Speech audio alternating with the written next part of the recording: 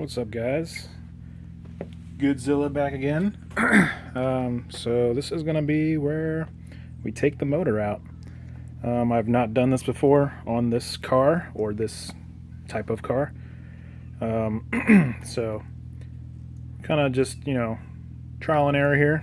There's a couple good guides on the internet that I'll try to be following, as well as the service manual. So basically, before we start, you want to, pardon the mess, I need to organize my tools. You're going to want like some bags and some markers and pretty much everything, every bolt and nut that you take off that's part of like a system, like say the intake manifolds. You want to put them all in here and label it, make up your own system however you want. Like if the bolts are different sizes, you could label them accordingly. Some painter's tape so that you can mark vacuum hoses and connectors. Put basically a label on each side of the vacuum hose, or like the nipple that it comes off of, and then the vacuum hose that you know where to hook it back up to when you put the motor back in. And you don't need this, but it's just like a little organizer or whatever, and you can put the nuts and bolts in different bins to help you keep organized. Some paper towels, some work gloves, razor blade, a knife is handy. So yeah, you're also going to need an engine stand, an engine hoist, and yeah, we'll just start by taking all the accessory type stuff off, like the strut tower bar. Take the turbo and manifold and exhaust off, and then we'll drain the radiator and take the fan off there and get that stuff out of there. We're gonna have to take the front grill off and stuff. One thing to note is you'll want to depressurize the fuel system, so you can start the car up, pull the fuse underneath the dash for the fuel pump, and just let the car run until it dies. Try and start it a couple more times, just make sure that all the fuel's out. And then also undo the fuel cap to the tank so that you depressurize that as well, just so that you don't, when you disconnect the fuel lines, it won't start spraying out on you. Minimize that anyway. So yeah, let's get started.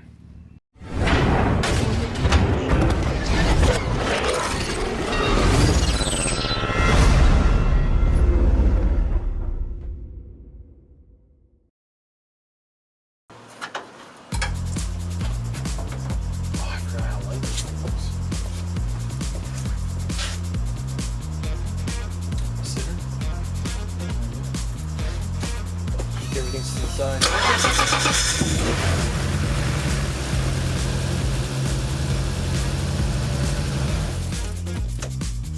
That was fast.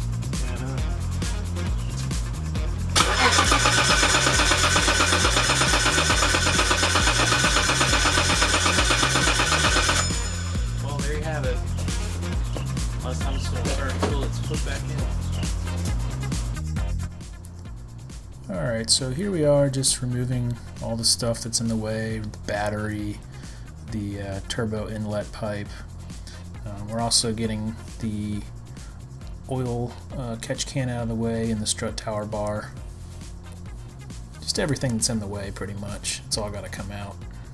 Now we're undoing the oil lines to the turbo, getting the turbo blanket off. I'm going to replace that turbo blanket. It's an eBay one. It works well, but it's starting to fall apart, and it gets these little fibers in your hand if you touch it with your bare hand. So I'm going to replace it, vacuum up the fibers there, as you can see in the video. In this next part, we're going to be taking the turbo off, but in order to do that, you kind of have to take the housings off because everything's so tight in there. So it's kind of a pain in the butt, but it is what it is. Just got to be careful when you're got the exposed blade there. Now I start thinking that I can take the manifold off without taking the turbo off, but then I quickly realize that that's not going to be good. So here I am working to get the turbo off.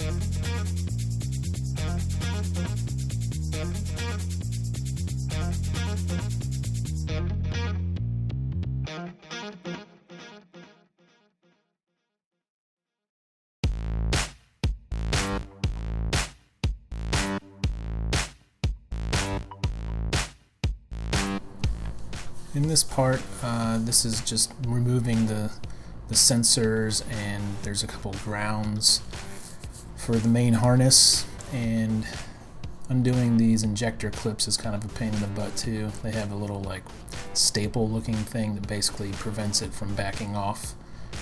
Kind of clicks into place, so you got to use like a screwdriver or a knife or something to get those off. But once you do, you should be able to remove the rest of the plugs that are plugged into the various sensors, like the throttle position sensor and then the sub harness connectors. And then you can pop the bracket off the firewall and get that wiring harness up underneath the wiper blade there out of the way. Now I'm removing the coil harness there, and there's another ground that goes to the back bolt there that I'm undoing so that I can remove the whole harness. Now we're going to drain the cooling system so we can take the radiator out.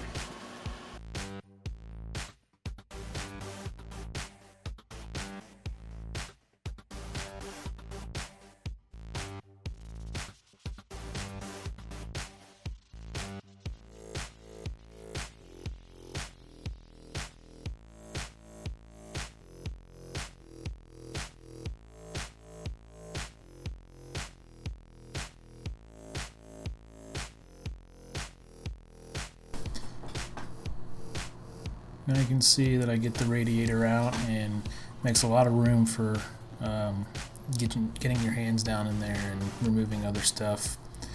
I go ahead and I take the fan off of the water pump, but I kind of did it the wrong way. You can unbolt the whole pulley instead of just the fan. Now here you see me messing with the power steering pump. I go ahead and I just cut the belt off because I have new ones. So you can turn the pulley to line up the bolts, and you can unbolt it from the bracket, and that's what I did here, and then just zip tied it up out of the way.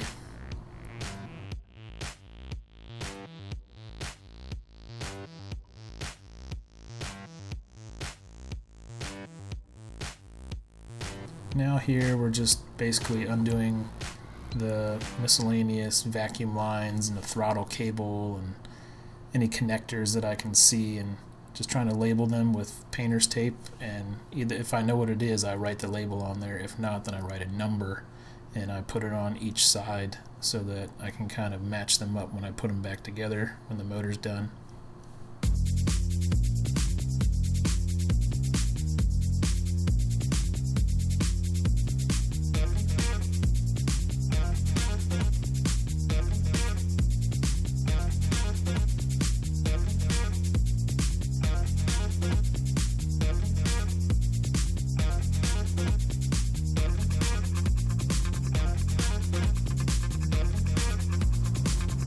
So now I'm undoing the fuel lines from the intake manifold.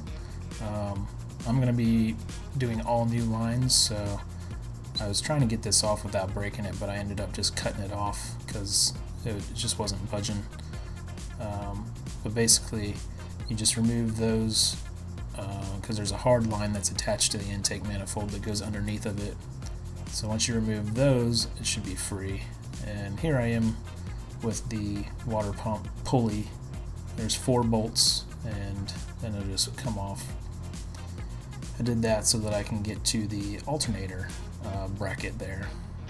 You don't have to take the alternator off, but I did it to make room for other stuff. Just make sure you undo the electrical.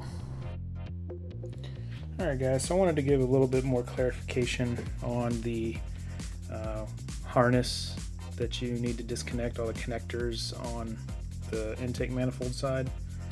So basically what you got here is, this is for your alternator, so you need to disconnect those, undo the bolts, and then this was disconnected as well, just to like kind of get this up and out of the way, and it connects right there.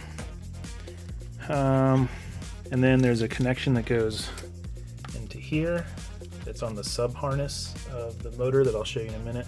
You need to disconnect that. I had disconnected this because I thought that might have been connected to the motor and it needed to get unplugged, but apparently you don't need to. That goes to the steering rack. And then this is the starter connection and electrical like power wire and stuff, and then it goes all the way down back to the transmission for a sensor back there. So this was bolted, I think, to the engine mount, so you need to unbolt that to get this off of the motor. So basically you just need to disconnect all the sensors that are like on the top of the intake manifold and underneath, and then the main wiring harness there. Disconnect all those sensors, and then your vacuum lines from your master cylinders. So then you can go take a look at the motor. So this usually goes right here, but the clip is broken for me. But it goes right here, and I think the other one is somewhere. Yeah, right here. There you go. So these can stay on because these are like part of the intake manifold pretty much. So you've got a connector right there. It goes into a sensor here for, I guess, the heater core. And then you can correct me if I'm wrong on any of this. I'm just kind of guessing. But you got your IAC here. It's got a brown connector. And then there's another connector in here somewhere. But yeah, there's the brown. I guess you don't need to undo that. So here's that little connector that was on the main harness that I was talking about. And you've got this connector, and just trying to see if there's any other ones. I was bad about labeling the connectors, but I'm pretty sure I can figure out where they all go. I mainly just labeled stuff like this, like, even though I'm really not going to have any of the same stuff because I'm switching intake manifolds, so I don't know, I'll get it all figured out. But I just wanted to show you the difference. Like, there's a sub harness here that you don't need to disconnect everything. See, like right here, that could probably have stayed on. I think that's for the temperature, oil temperature probe back here, right there. I don't know if you can see it, but anyway, yeah.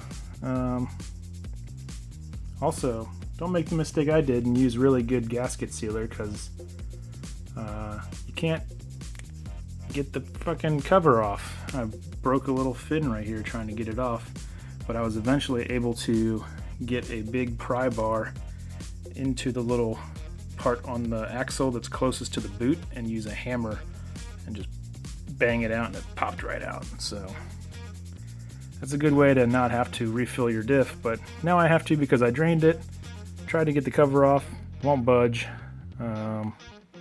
So yeah, anyway, back to the motor coming out.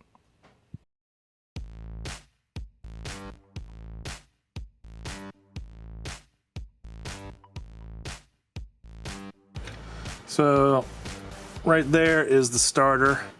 So I need to disconnect those connections, the electrical connections.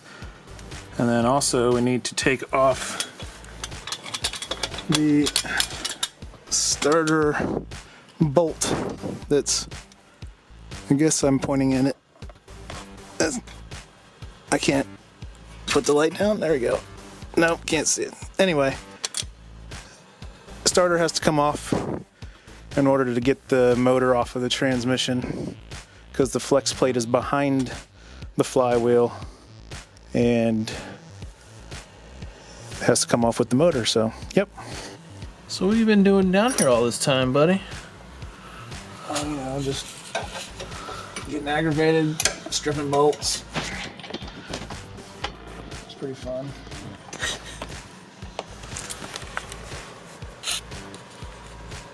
Trying to get the bolts off on this.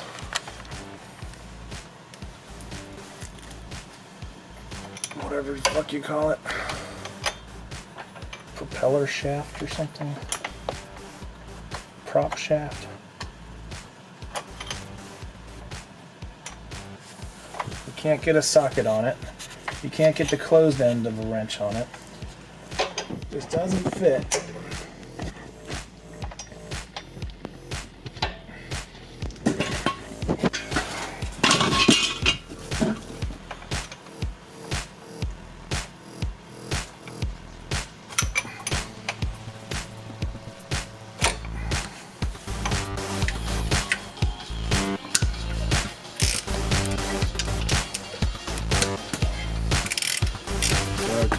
Removing the slave cylinder from transmission so that we have enough room. So I'm finally getting these 4 fucking bolts out, which by the way is a pain in the ass. So that now this can just pop off and then slide out. Also, do not press your clutch in when this is not stopped by this, otherwise you'll shoot the piston out and you'll have to get a new one.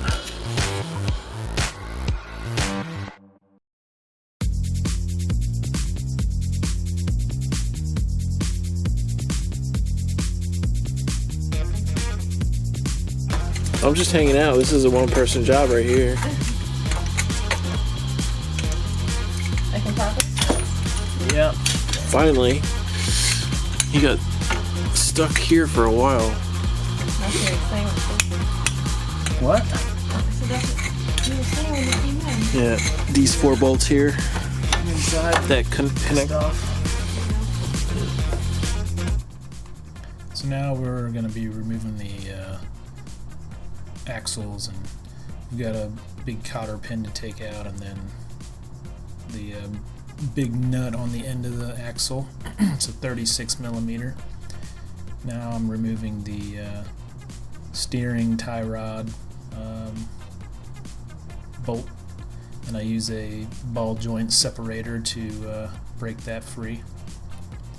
It's come in handy. And you also have to remove the bottom knuckle there, ball joint.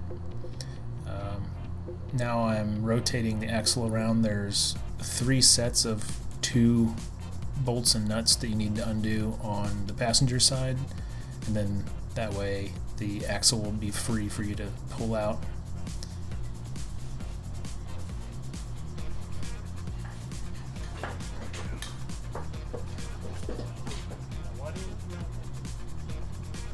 So now I'm on to the driver's side.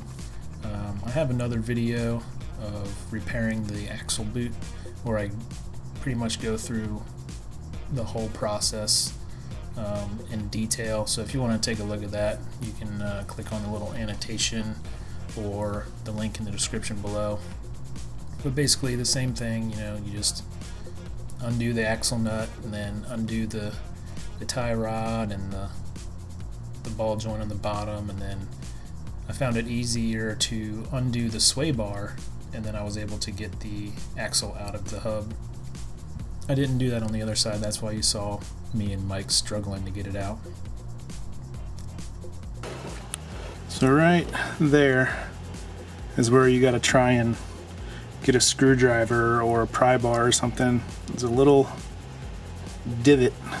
Let me try and zoom in. Right there. You can try and pop the axle out with. So now we're taking out the motor mount nut off the bottom. There's basically like a little recess down in there that you can stick an extension up through and reach the nut. I have an extension with a swivel on the end of it, and I believe it's a 14mm socket. As you see here, I got stuck a little bit, and then it basically falls down, and I have to reach up there and basically undo the rest of it by hand.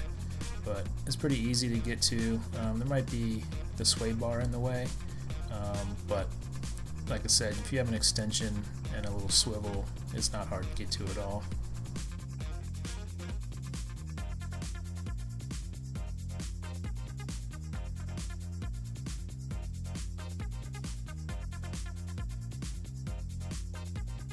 So now I'm undoing the top bolt, top nut for the motor mount bracket.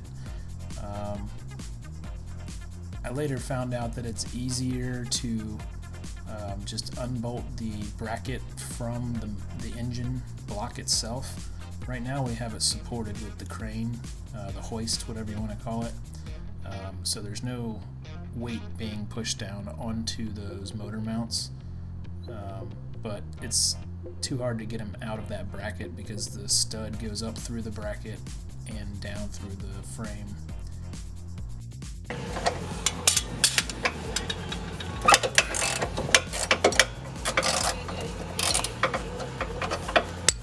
Yeah, you can't.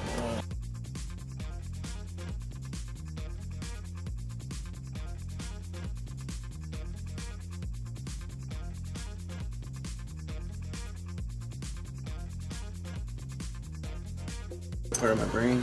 True. Ow! Alright. I think it came out. Yeah, it did.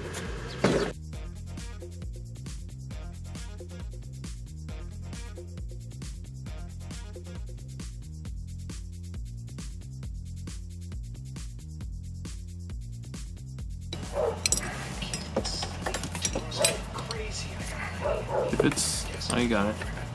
I was saying, if it slips, I'll get that pry bar and put it behind it, keep it in place for you. So there's two top transmission bolts, one on each side. They are pretty difficult to get to. The one on the turbo side was not that difficult for me because there's nothing over there. So I was able to just get over there with the ratchet wrench and undo it. Now on the intake manifold side, that's a different story.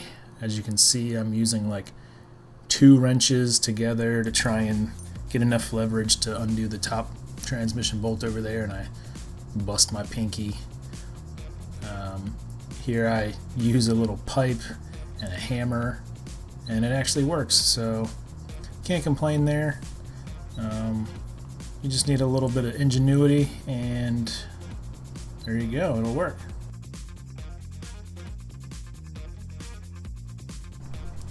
Same goes for the top starter bolt. You're gonna have to think up some crazy ways of bending your wrists and hands to get to it. But because we removed the motor mounts, we were able to lower the engine down some to get to those bolts. Otherwise, you'll have to use like a 30-inch extension and some swivels to get to it from underneath the car. So here we're basically just seeing if anything else is connected to the motor, and then trying to jack it up and jack it out, and as you can see, we did. We basically just kind of pulled it away from the transmission until it was able to come out, and then with a series of raising and lowering the car and supporting the transmission at the same time, we eventually are able to get the motor out of the car. I will say that I own a quick jack lift system, and it definitely came in handy for this because it would have taken so much longer having to jack the car up and move jack stands and stuff like that, and instead we just able to, you know, press a button up and down and we're good to go. So we're gonna jack the trans up and put a jack stand underneath, so that way that it's not supporting it just from the tail end. There you go. Sweet.